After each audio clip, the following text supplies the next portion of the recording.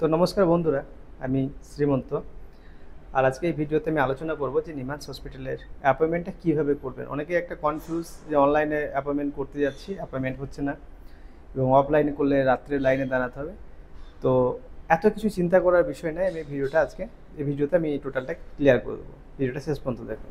তো বন্ধুরা, যারা NIMHANS hospital, national institute mental health and neuro science, যেটা আমাদের নিউরো রিসার্চ সেন্টার, তো যে নিমহান্স হসপিটালের ট্রিটমেন্টের জন্য যদি আসতে চাইছেন, তাহলে ওখানে কিন্তু দুই প্রকারের অ্যাপয়েন্টমেন্ট করা হয়, একটা অফলাইন, একটা অনলাইন।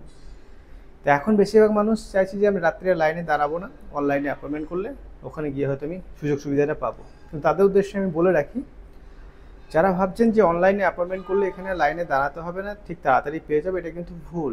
এখানে এসে আপনাকে অফলাইনে আবার পুরো ফর্মালিটি আধার কার্ড দিয়ে টাকা দিয়ে আবার পূরণ করতে হবে। আর অনলাইনের যে প্রসিজারটা এখানে করা আছে সেটা উপলক্ষ মাত্র। তো বিষয় হলো, এখানে যদি পারেন তাহলে অফলাইনে এসে অ্যাপয়েন্টমেন্টটা করবেন, সব থেকে বেটার হবে। একটু ভোর ঠিক 4টের দিকে লাইনে যদি দাঁড়ান, 20-25 নম্বরের মধ্যে নাম পেয়ে যাবেন, আরামসে দেখাতে পারবেন। আর অনলাইনে অ্যাপয়েন্টমেন্টটা এখন কখন স্লট ওপেন হচ্ছে এবং কখন বুক হয়ে যাচ্ছে, এটা কিন্তু বোঝা খুব মুশকিল। আর অ্যাপয়েন্টমেন্ট করেও খুব একটা লাভবান হয় না। মানুষের বেশিরভাগ অনলাইন অ্যাপয়েন্টমেন্ট নেবো এরকম একটা চিন্তাধারা রয়ে গেছে, কিন্তু অ্যাপয়েন্টমেন্ট করে খুব একটা লাভবান হবে না অনলাইনে। আর এও বলে রাখছি, যদি অফলাইনে অ্যাপয়েন্টমেন্ট করতে বা লাইনে দাঁড়াতে আপনাদের সমস্যা হয়, অনেক ছেলেপেলে আছে, কিছু টাকা পয়সা দিলে আপনারা যদি সামর্থ্য থেকে থাকে, যদি পারেন, তাহলে হায়ার করবেন। যদি আপনাদের লাইন দেওয়ার মতন মানুষ থাকে বা লোক থাকে, তাহলে আপনারা একটু লাইন দেবেন, ভরবেন, অ্যাপয়েন্টমেন্ট কিন্তু পেয়ে যাবেন। এখন চাপ আছে, তবে খুব বেশি অতিরিক্ত চাপটা নয়, তবে এখন চাপ আছে, কারণ নিমান্স হসপিটালে বরাবরের জন্যই একটা চাপ থেকেই থাকে।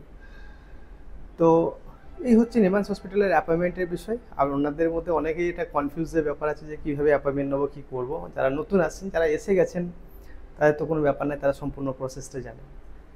তো যাই হোক, আজকের ভিডিওটা এই পর্যন্তই। পরে নেক্সট ভিডিওতে আমি অন্য কিছু নিয়ে আলোচনা করব। যারা দেখছেন ভিডিওটা, ভালো থাকবেন, সুস্থ থাকবেন। আর যারা আমাকে চেনেন, অবশ্যই ভিডিওতে একটা লাইক দেবেন। ধন্যবাদ।